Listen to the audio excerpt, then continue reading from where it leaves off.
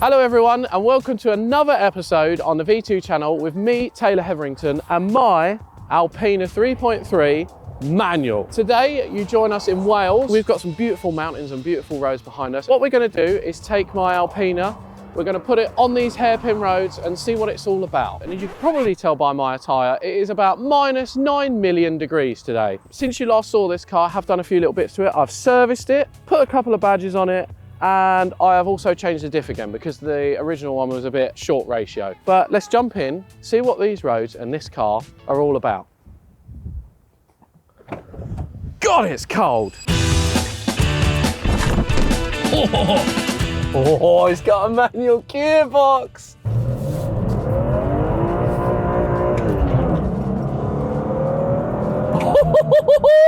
Oh, this car is it's completely transformed. It feels alive. It's just amazing how you can take an already great car and change one thing and it feels completely different. Before, it was lovely to drive and I did really enjoy going for a nice cruise in it and floating about in it and just enjoying it. But now you just want to get in it and you just want to go for a drive.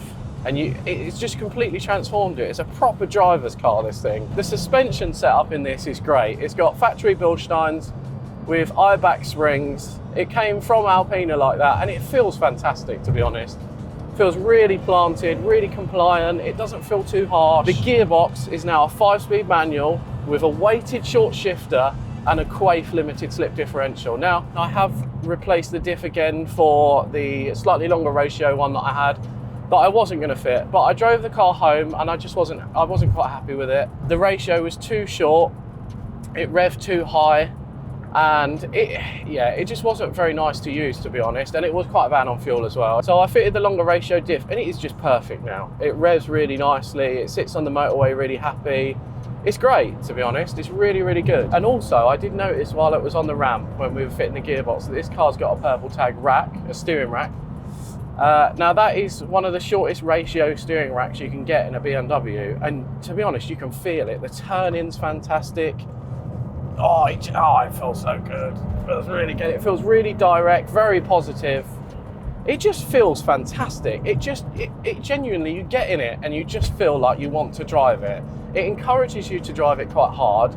It encourages you to just enjoy it, to be honest. Whereas before it was a little bit lazy, it was a little bit slow, and it just felt like a bit of an old boat, to be honest. It felt like a bit of an old cruiser, and I like that sometimes. It's sometimes nice to get in a car, stick it in D and just float about, but I'm a bit of a driver, to be honest. I like to drive a car properly and enjoy it and change gears, to be honest. Having that as an auto before, it was a bit like telling someone to do something that you knew they really didn't want to do, and you feel really bad for it. It was a bit like that. But now, you stick it in a gear and you disappear.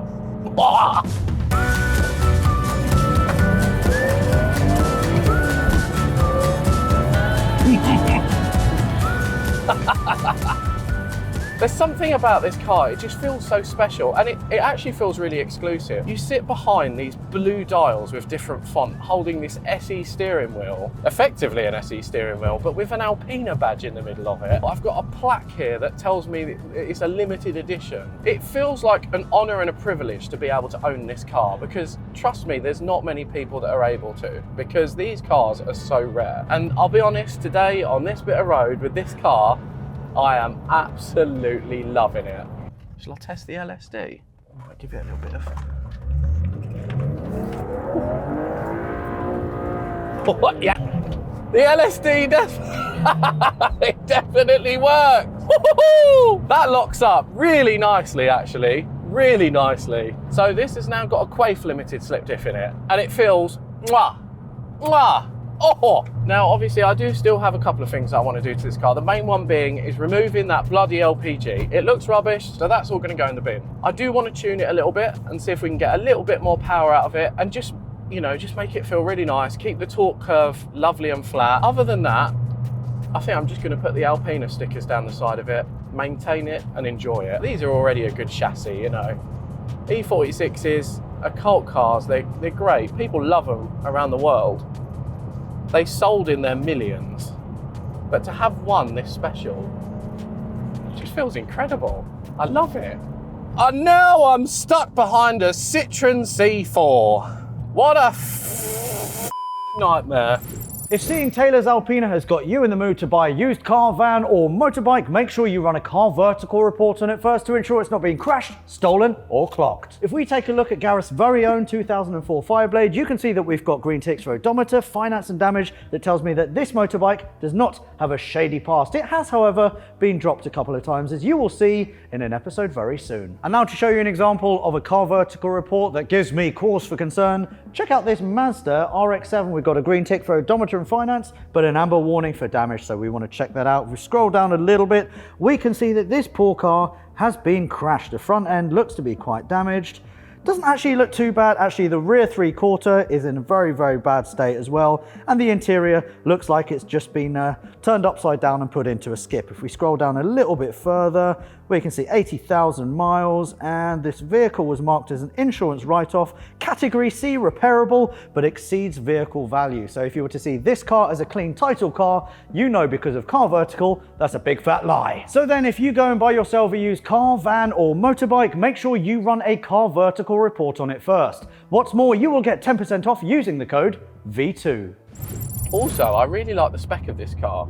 It's got heated seats, Harman Kardon, sat-nav, xenon headlights. It's right on the edge of being old, but really usable and really nice and really well equipped. I mean, I drove this car here yesterday. It took me 4 hours to get here.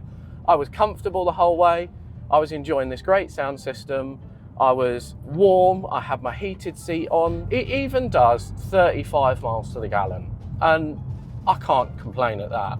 Rowing through my gears. Oh, listen to that. Oh, listen to that. Let's be honest. We all prefer a manual gearbox. Us drivers, we love a manual.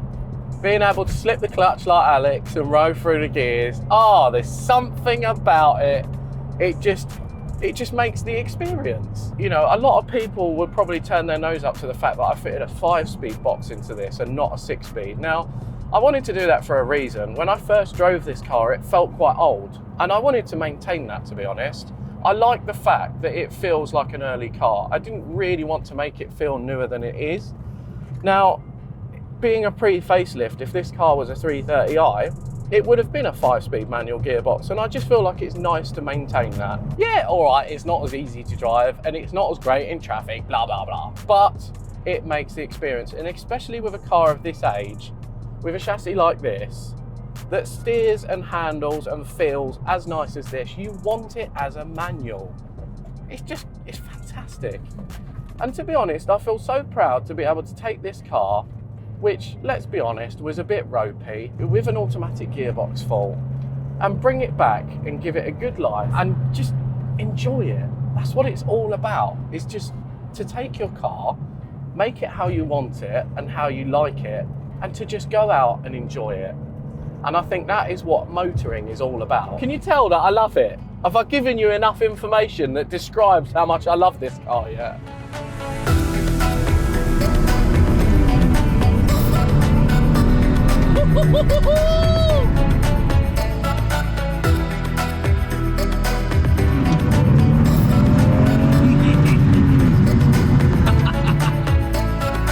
Wait. Da-donk. Wait. Da-donk. I like my da-donk box. So we're back with the Alpina. I paid $4.5 grand for this car, and I cannot tell you how over the moon I am with it. We've done what can only be described as a fantastic transformation to it in a day and a half. I've wanted one of these cars for so long now, especially an Alpina, and it's so nice to be able to own one. I genuinely feel privileged to own this car. It does still need a few little bits doing to it. I'd like to put the stripes on it and a few other little bits, but overall, I am absolutely besotted by this car. Absolutely love it to bits. Today's been a fantastic day. Although it's minus 19 million degrees, it has been fantastic. I've enjoyed all of the roads on this trip. I have loved this car, and I'm sure I'm going to enjoy driving it home on the motorway, cruising along with my heated seats on. Also, I would just like to mention Rory's fantastic camera rig, which is also a E46 330i manual touring. It's been a very cool day. I'm now going to take this home, enjoy every moment of it, thank you for watching. Don't forget to like and subscribe to the V2 channel, and let us know if you'd like to see more of this and some other mechanical stuff. But in the meantime, ta-da. A nice mate bastard, like, and I hope you enjoyed that, like.